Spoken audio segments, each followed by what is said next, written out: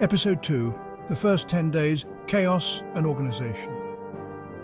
Hello and welcome back to our extraordinary series exploring North Korea's transition to democracy. In this episode, we delve into the critical first 10 days of chaos and organization. In the very first hours, interventions to protect nuclear weapons by China, Russia, and the United States and their allies will be discussed and how these interventions will be solved.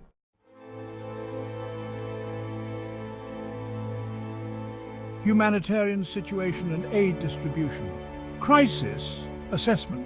A rapid evaluation of the humanitarian crisis, including shortages of food, water, medicine and shelter. Detailed statistics on the urgent needs of the population. International aid coordination.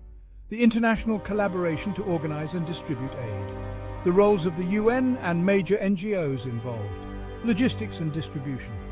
The logistics involved in transporting and distributing aid to affected areas, using central warehouses and distribution points.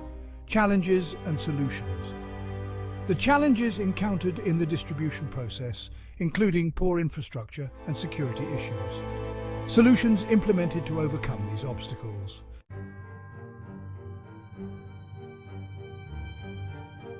Provisional Transitional Government, formation of the interim government. The process of forming the provisional government, selection of interim leaders, and the structure of this government. Detailed profiles of interim leaders. Initial policies and actions. The initial policies and actions of the provisional government, including emergency measures to stabilize the situation. Plans for democratic elections. Public communication. The communication strategies of the provisional government with the population, including press conferences and public messages. International support. International support for the provisional government, including diplomatic recognition and technical assistance.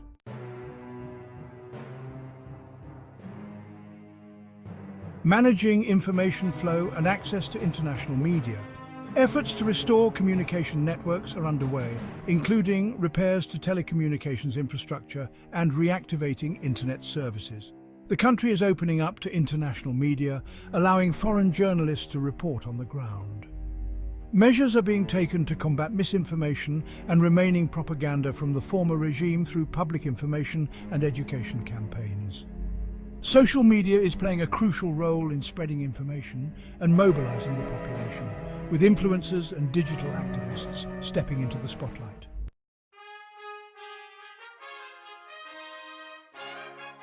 Population reactions to rapid changes.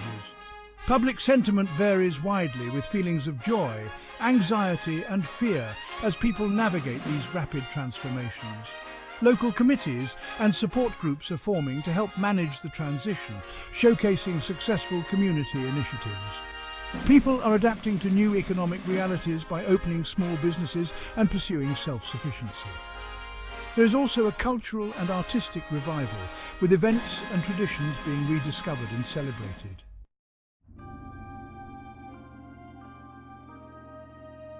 Aviation inclusion.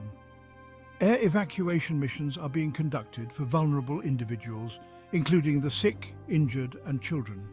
These missions involve detailed logistics and dedicated flight crews. Aviation is also being used to transport international leaders for negotiations and assistance, highlighting critical diplomatic missions. Coordination between various international air forces and humanitarian agencies ensures efficient efforts, with case studies of main airports used for operations. These air interventions are contributing to the long-term development of civil and military aviation in North Korea, with plans for modernizing aviation infrastructure already in motion.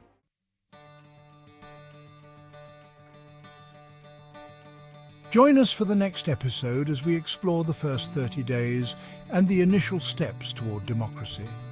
Subscribe and stay with us to discover how North Korea can transition from darkness to light.